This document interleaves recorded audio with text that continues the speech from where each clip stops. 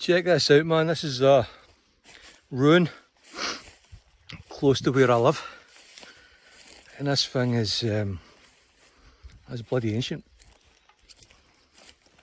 And this is the thing, isn't it? This place is amazing. I'm in Scotland just now, and everywhere off the beaten track there are ruins like this.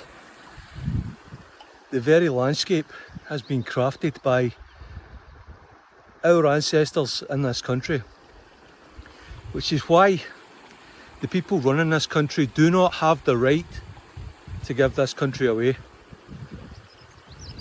Because not only was this land built by us, we are the stewards of this land. None of our African replacements are going to come out here and marvel at who might have built this ruin maybe 500 years ago. They don't care. They're just here to take what they can.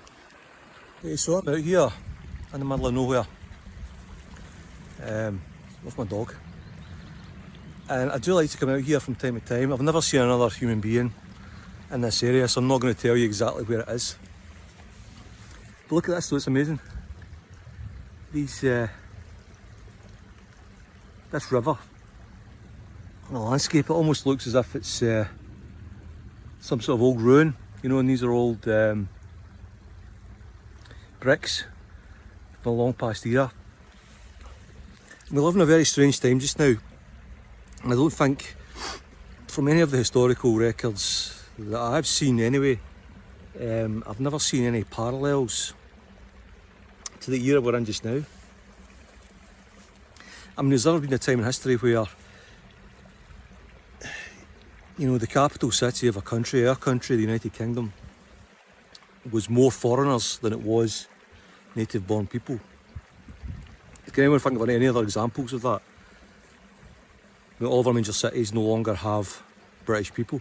I mean, the only examples you could state would be conquered nations, countries which have had armies invade, take over the land, which has never happened to us, but nonetheless we are a conquered people. In the last video I talked about how we are effectively prisoners of war in this tax farm. We do live in unparalleled times. I went today and I bought, just a buy. Yeah, I bought a cigar. It was £23 for a cigar. I mean, the economics of how this system is working now, that you're going to charge someone, like if you're watching the US, that's like $30 for a cigar. These people do not have the right to impose tariffs as they have been doing on basic goods. Like tobacco, food and drink, these are basic fucking luxuries. They should not be something that we have like other luxury goods. So we live in this convoluted system. And I think the point I want to make is that we're not dealing with megalomaniacs. Because megalomaniacs we could deal with, because all they want is power. You know, and if somebody who wants to control you doesn't necessarily want you to be weak or dead, because then you aren't any good to them. What good is power over something which is powerless? So we're not dealing with megalomaniacs, we're not dealing with people who want power. We are dealing with people who want us dead, and they have gained power in order to kill us. It certainly seems like they fucking hate us. I don't understand their reasoning. They seem to want to impose every kind of humiliation and tariff upon every aspect of our lives. They want us to be humiliated with flooding our country with the third world, harassing our women, our children walking home from school. And they won't admit to it either, they won't openly fight with us. They obviously, by their actions, they hate us and want us dead, but they won't openly confront us. So we're trapped in this situation where essentially we're being ruled by gaslight. A character of fiction like the Joker, someone who all they really seek is chaos and destruction. Because if you want to control something, you don't want it to destroy it. You know, if I wanted to control this river. This is a bad example, right? But I'll just go with it, man. Just go with it.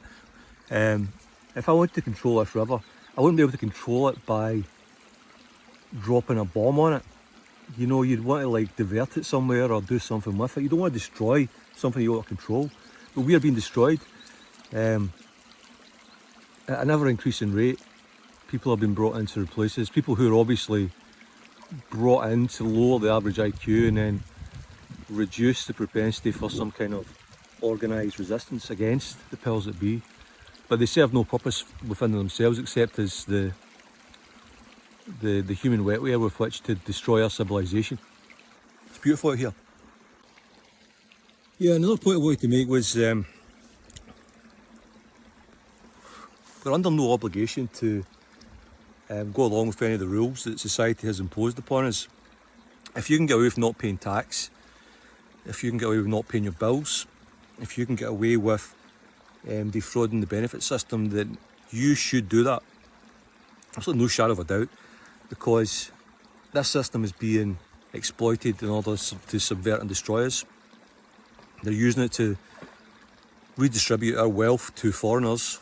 So it's actually a duty that we as the native people of this land who built it and created all of the treasure they are exploiting, and we should take as much of it as possible. So if you're in a situation to stop paying your council tax, stop paying tax, stop paying bills, figure out the systems, the things to say when people, these bailiffs and these criminals come to steal your work. My dog's shaking, some boy. And yeah, just basically exploit it as much as possible, because I mean the system needs to fail in order for us to. We owe no allegiance to this state.